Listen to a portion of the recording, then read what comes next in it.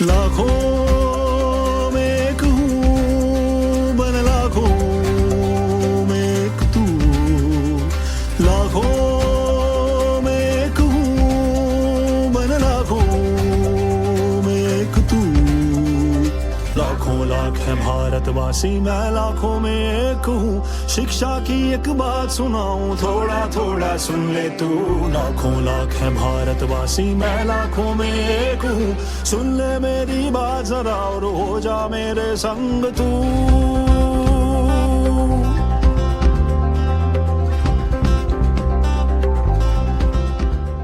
Hello दोस्तों, मेरा नाम है नेहा। रेडियो के पास बैठे सभी जनों को मेरा नमस्कार। और बच्चे लोग जरा सुनो तो सही, मेरी बहन मेरे भाई, आज हम करने वाले हैं थोड़ी सी मस्ती थोड़ी पढ़ाई। तो आप लोग तैयार हो जाइए।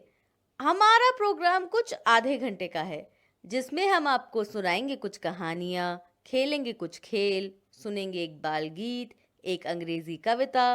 तो चलिए शुरू करते हैं। उत्तर प्रदेश गवर्नमेंट के मिशन प्रेरणा की ई पाठशाला के साथ मिलकर प्रथम एजुकेशन फाउंडेशन प्रस्तुत करता है थोड़ी सी मस्ती थोड़ी पढ़ाई। प्यारे बच्चों, जैसे कि आपको पता है कि हर दिन हमारे प्रोग्राम के 2 हिस्से होते हैं। एक हिस्सा कक्षा 1 से 2 के लिए होता है और दूसरा हिस्सा कक्षा 3 से 5 के लिए होता है। आज भी रोज की तरह हम सभी के साथ करेंगे थोड़ी सी मस्ती थोड़ी पढ़ाई। तो तैयार हैं आप लोग? नमस्ते चाचा जी, चाची जी, कैसे हैं आप दोनों? क्या आप दोनों भी तैयार हैं हमारे साथ थोड़ी सी मस्ती थोड़ी पढ़ाई करने के लिए? हाँ हाँ कोमल बिटिया, हम तो तैयार हैं। बस तुम्हारी चाची ही समय लगाती हैं।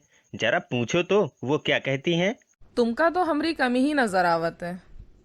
आज का भवा जानती हो कोमल बिटिया, अपने तो ये चले आए रेडियो सुने और घर में कुंडी ना ही लगाए। जब घर की कुंडी खुली रहा थे तो बिल्ली घर में घुस जाते और दूध पी लेते। अब ईमा केकर गलती है, तुम ही बताओ। जी चाची जी, अब घर में कुंडी ना हो तो घर में चोरी तो हो ही सकती थी। अच्छा, अब ये सब छोड़िए, चाचा जी आगे से इस बात का ध्यान रखेंगे। क्यों चाचा जी, सही कहा ना मैंने? हाँ हाँ बिटिया, अब गलती तो हो ही गई है, आगे से ध्यान रखेंगे।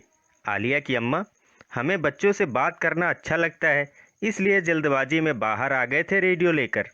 अब गलती नहीं करेंगे। ठीक है चाचा जी, अब कार्यक्रम की शुरुआत हो गई है, तो आप लोग एक सुंदर सा बाल गीत सुनिए।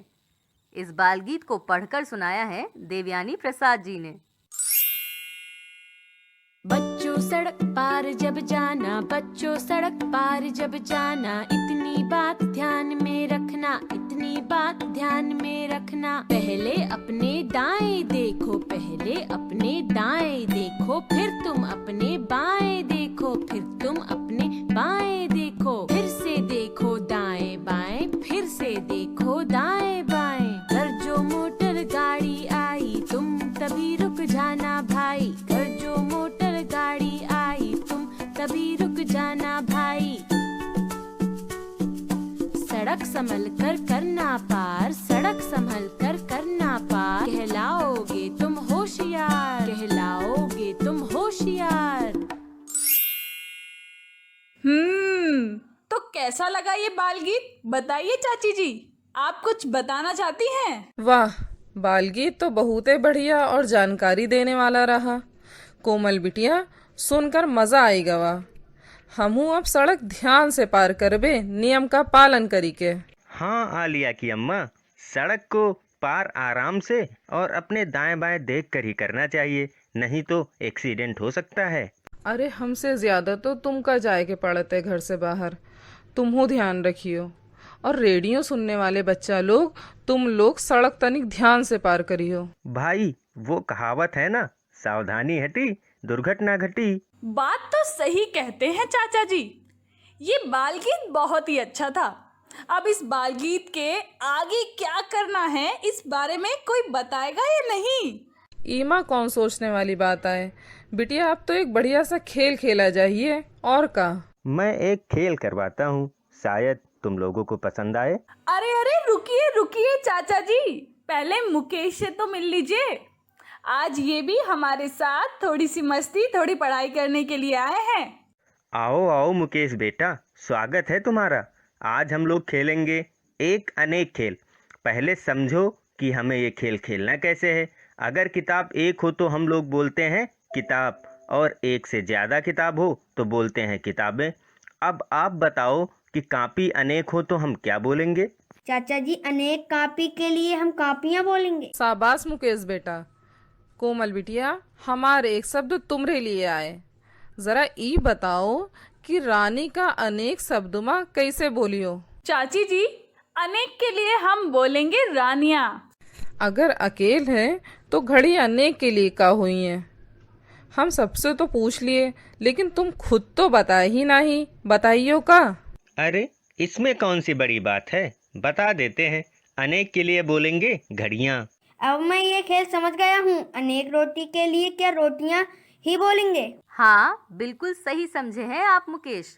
अरे चाचा जी, आपने तो बहुत ही बढ़िया खेल खिलाया, और आपकी बातें सुनकर तो लगता है कि सभी को ये खेल खेलकर बहुत मजा आया, है ना? नेहा बिटिया, मज़ा तो बहुते आया, लेकिन अब एक कहानी सुनाई दो तो मज़ा 2 गुना हो जाइए। अच्छा चाची जी, ये बात है तो आज की कहानी मैं सुना देती हूँ आप लोगों को। आज की हमारी कहानी का नाम है नानी की सूझबूझ।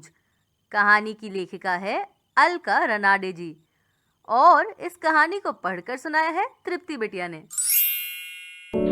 नानी की सूझबूझ। यह कहानी है मेरी नानी की। नानी अनपढ़ थी।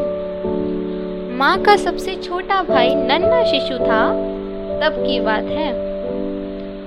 मेरी माँ को अपने छोटे भाई के सारे काम करने का बड़ा शौक था।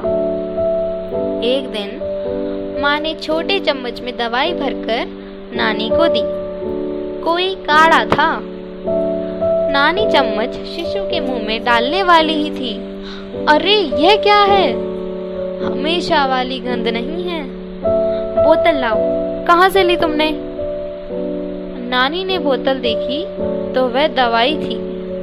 नानी बोली, अरे यह तो कीड़े मारने वाली दवा है। अभी तो अनर्थ हो जाता। सिर्फ पढ़ना आने से क्या होता है? पढ़ी हुई बात को समझना भी जरूरी है। बिटिया, अपने चाचा जी से तनी पूछो, उनका एक कहानी में कछु समझ में आवा कि नहीं? आलिया की अम्मा, अभी तो नहीं समझ आया, अब तुम ही समझा दो। चाची जी, आप भी ना। देखी तो कोमल बिटिया, तुम्हारे चाचा जी हमका ऐसे ही तंग करत रहत हैं।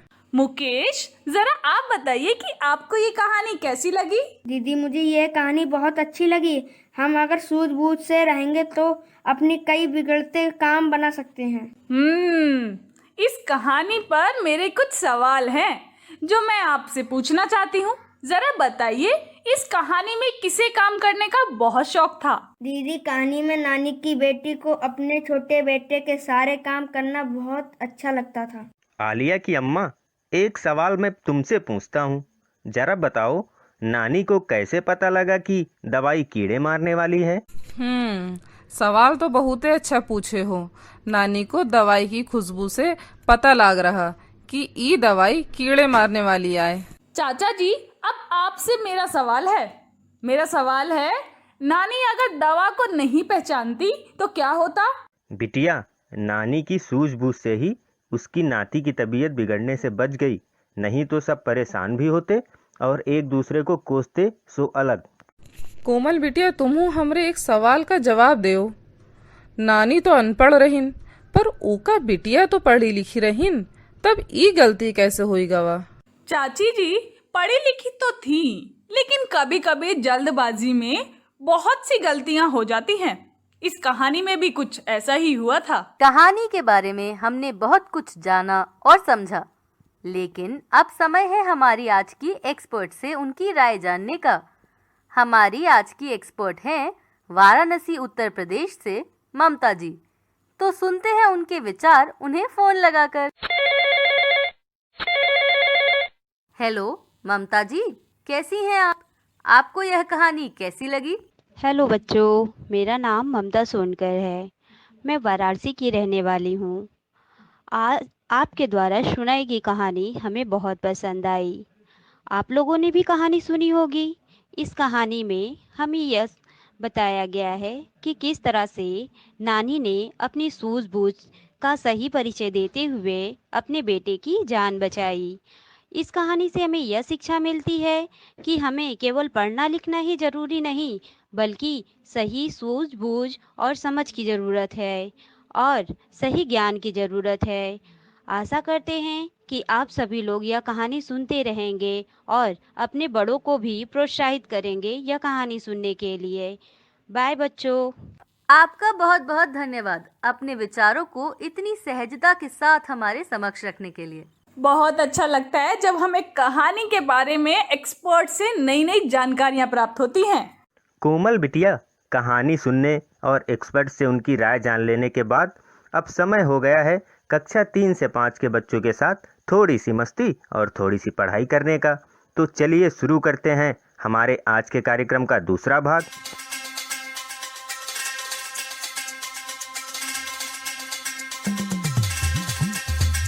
प्यारे बच्चों, कार्यक्रम के इस हिस्से में आपका स्वागत है।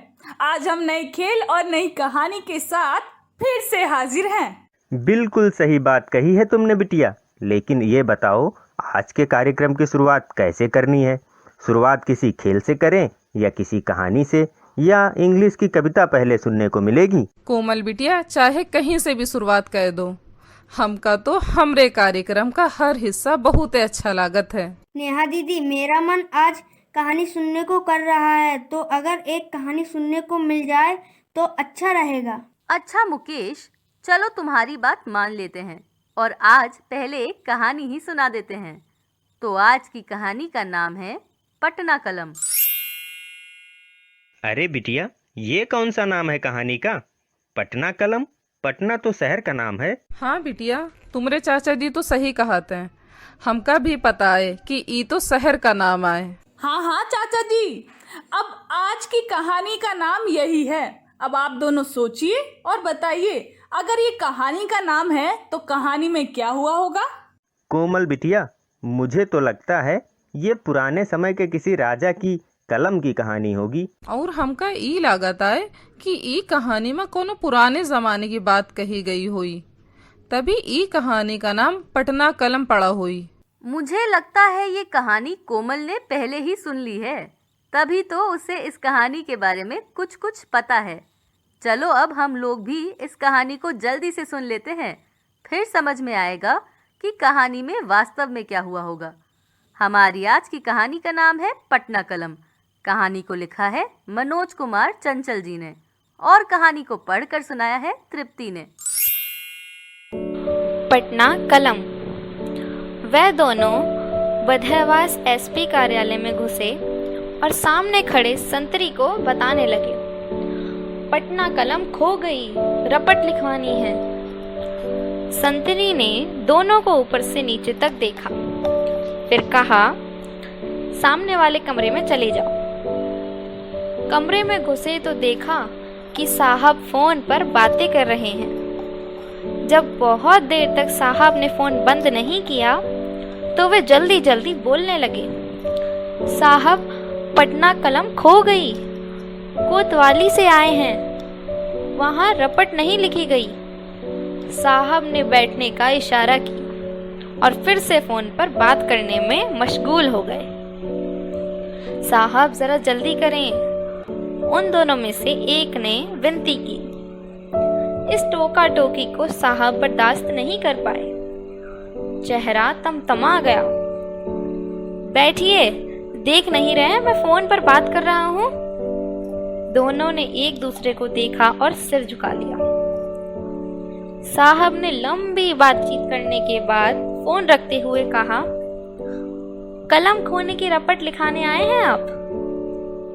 कलम ही थी, इधर उधर रख दी होगी आपने। जाइए आसपास खोजिए, मिल जाएगी। जब वे टस से मस नहीं हुए तो साहब ने पूछा, क्या बहुत कीमती कलम थी? जी हाँ, पटना कलम काफी कीमती है। दूसरे ने बात को आगे बढ़ाया। पटना कलम ऐतिहासिक कलम है। यह लगभग 200 वर्ष का इतिहास समेटे हुए है। सब इसके बनाने वाले भी नहीं बचे। अच्छा, तब तो काफी महत्वपूर्ण कलम रही होगी जो 200 वर्षों तक चली। पर थी तो कलम ही ना। पहले ने एक सांस में साहब को फिर से समझाना शुरू किया।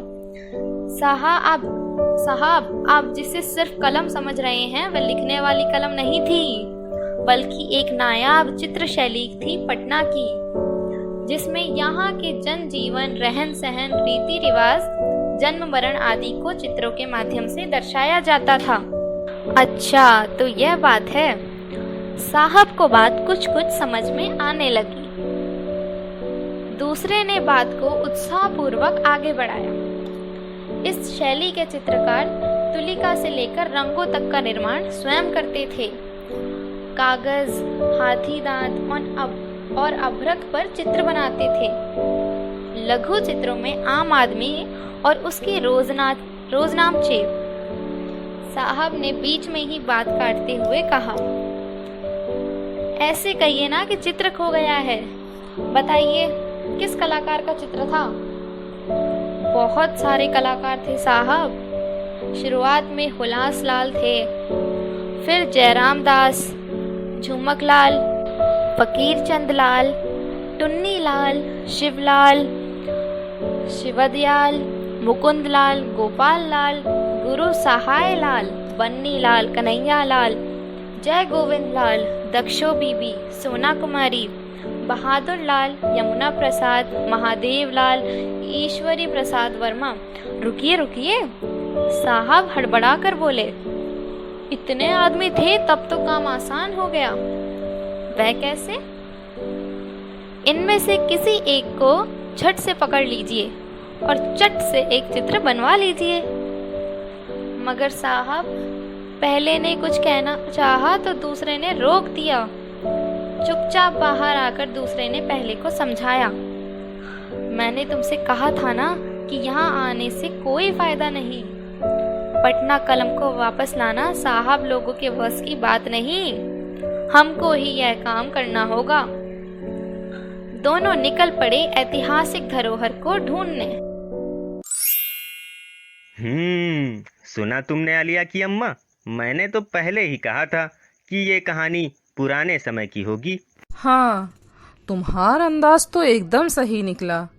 ये तो 200 साल पुरानी कलम की कहानी आए, और वो कौनो ऐसी वैसी कलम ना ही रही, बल्कि ऊ का संबंध ऐतिहासिक रहा। चाचा जी और चाची जी, आप लोग बिल्कुल सही कह रहे हैं। ये बहुत पुरानी और ऐतिहासिक कलम की कहानी थी। तो जल्दी से अब हम इस कहानी पर कुछ बातचीत भी कर लेते हैं। हाँ कोमल बिटिया, इसमें भी कोई कहने और पूछने की बात है। चलो शुरू करते हैं इस कहानी पर चर्चा। अच्छा चाचा जी, अब आप बताइए कि जब हमारी कोई कीमती चीज खो जाती है या चोरी हो जाती है तो हम क्या करते हैं? बिटिया, जब हमारी कोई कीमती चीज खो जाती है या चोरी हो जाती है तो हम उसे खोजते हैं, और जब वह नहीं मिलती है तो हम थाने में रपट लिखवाते हैं। फिर हमारे गायब सामान को पुलिस तलाश करती है। बिल्कुल सही जवाब दिया है आपने चाचा जी। नेहा, आपका क्या कहना है इस कहानी के बारे में? इस कहानी के बारे में हमने बहुत कुछ जाना और समझा, लेकिन अब समय हो गया है हमारी आज की एक्सपर्ट से उनकी राय जानने का। हमारी आज की एक्सपर्ट हैं गोरखपुर, उत्तर प्रदेश से पूनम जी। तो सुनते हैं उनके विचार और उनको फोन लगाते हैं। हाँ नेहा, जरूर।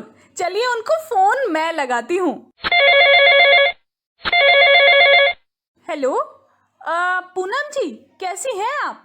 आपको हमारी ये कहानी कैसी लगी? नमस्ते प्यारे बच्चों, मेरा नाम पूनम उपाध्याय है। मैं यूपी के गोरखपुर जनपद की रहने वाली हूँ। पटना कलम कहानी सुनकर मुझे बहुत अच्छी लगी। कहानी के नाम से ही ऐसा प्रतीत होता है कि यह एक ऐतिहासिक कलम रही होगी। बच्चों, पटना कलम अंग्रेजों के समय में विकसित एक कला शैली है। इस कहानी में जितने भी पात्रों का नाम लिया गया है, सबने इसे विकसित करने या आगे बढ़ाने का काम किया है। इसे इंडो ब्रिटिश शैली के नाम से भी जाना जाता है। राजा महाराजा भी इस शैली के दीवाने हुआ करते थे। इस शैली में ब्रश से कलर लगाने की जो कला है, उसकी बानगी हमें कहीं भी देखने को मिल जाएगी।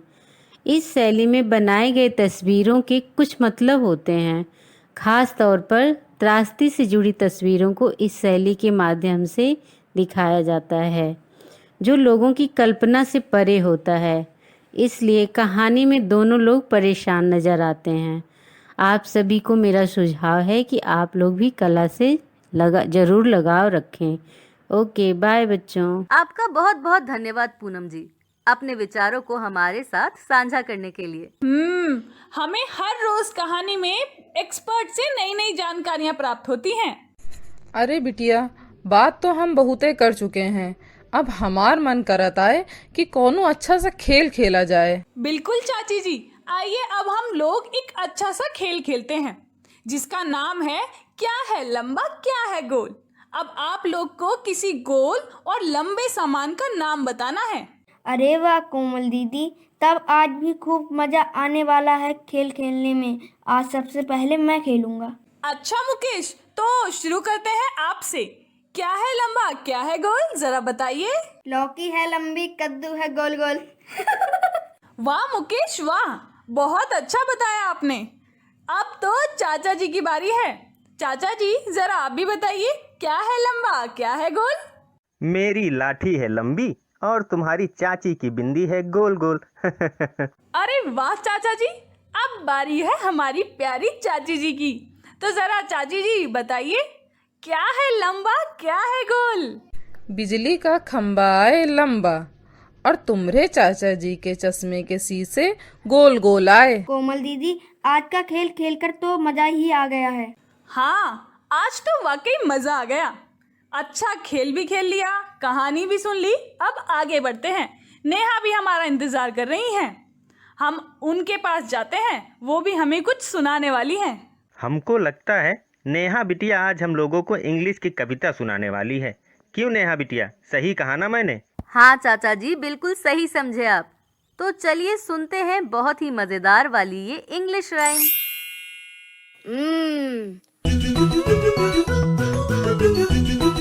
Share with others. Share with others. If you share your toys with friends, toys with friends, toys with friends. If you share your toys with friends, you will enjoy playing too. Share with others. If you share your things with friends, things with friends, things with friends. If you share your things with friends, you will make a friend or two. Share with others. If you share your books with friends, books with friends, books with friends. If you share your books with friends, they will share with you. Share with others. Share with others. अरे वाह, यह तो बहुत ही मजेदार कविता थी। कोमल बिटिया, ये कविता तो मुझे बहुत अच्छी लगी, लेकिन बिटिया मुझे ये कविता थोड़ी कम समझ में आई है। अच्छा ई बात आए तो हम ही तुमका ई कविता समझाए की कोशिश करब। तुम तो जानती ही हो भाग्यवान कि हम अंग्रेजी कभी पढ़े नहीं है ना, इसलिए तो हमको थोड़ा कम समझ में आता है। चाचा जी, आप बिल्कुल चिंता ना करें, हम सब मिलकर आपको इस कविता का मतलब समझा देंगे। जी कोमल दीदी, मैं भी चाचा जी की मदद करूंगा कविता को समझाने में। चाचा जी, इस कविता में एक लड़की है।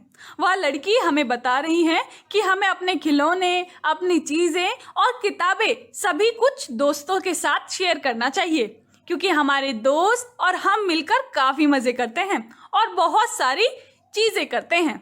हमारे दोस्त भी बनते हैं। अरे वाह बिटिया, ये तो बहुत ही अच्छी बात कही गई है कविता में। वैसे हमें भी अपने जीवन में लोगों के साथ अपनी चीजों को साझा करके एक दूसरे की मदद करनी चाहिए। चाचा जी, इस कविता में कुछ शब्द आए हैं जिनका मतलब मैं बता देता हूँ। टॉयज मतलब खिलौना, फ्रेंड मतलब दोस्त, बुक मतलब किताब, थिंग्स मतलब वस्तु। क्यों चाचा जी, आपने सीख लिए हैं ना ये शब्द? हाँ हाँ मुकेश बेटा, तुमने अभी अभी जो शब्द हम सभी को बताए हैं वो मैंने नोट कर लिए हैं, और मुझे ये भी पता है कि रेडियो पर हमारा कार्यक्रम सुन रहे बच्चों ने भी नोट कर लिए होंगे ये शब्द। बिल्कुल नोट कर लिए होंगे चाचा जी। बच्चों, हमारा मन तो नहीं हो रहा है आप लोगों को छोड़कर जाने का, लेकिन समय की पाबंदी है, इसलिए हमें आज जाना ही होगा। कल आपसे फिर मुलाकात होगी, तब तक के लिए बाय बाय बच्चों।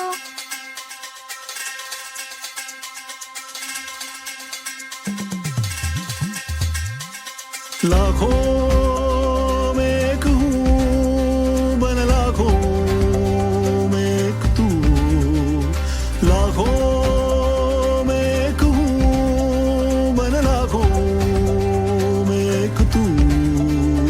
लाखों लाख है भारतवासी, मैं लाखों में एक हूँ। शिक्षा की एक बात सुनाऊं, थोड़ा थोड़ा सुन ले तू।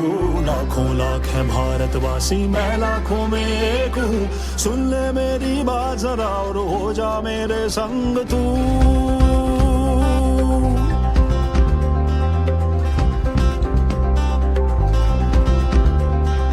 मुफ्त किताबें मुफ्त में खाना, पर शिक्षा में देर है। स्कूलें निकली गांव गांव में, फिर भी क्यों अंधेर है।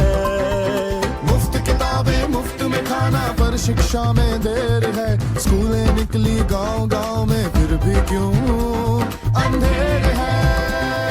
गांव गांव और गली गली में माँ बाबा से बात करो, क्या सब बच्चे शाला जाते, घर घर जाके पता करो।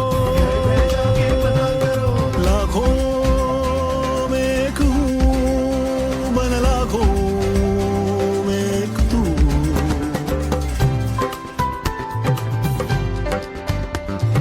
नाम लिखा है स्कूल में सबका, नाम लिखा है स्कूल में सबका, फिर भी ये अफसोस है आधे उनमें पढ़ ना पाते, किसके सर का दोष है। नटखट मुन्नी पढ़ ना पाए, इसमें सबकी हार है। किसी और को दोष न देंगे, हम सब जिम्मेवार हैं। लाखों में एक हूँ बन लाखों में एक तू। लाखों लाख है भारतवासी, मैं लाखों में एक हूँ। शिक्षा की एक बात सुनाऊं, थोड़ा थोड़ा सुन ले तू। लाखों लाख है भारतवासी, मैं लाखों में एक हूँ। सुन ले मेरी बात जरा और हो जा मेरे संग तू।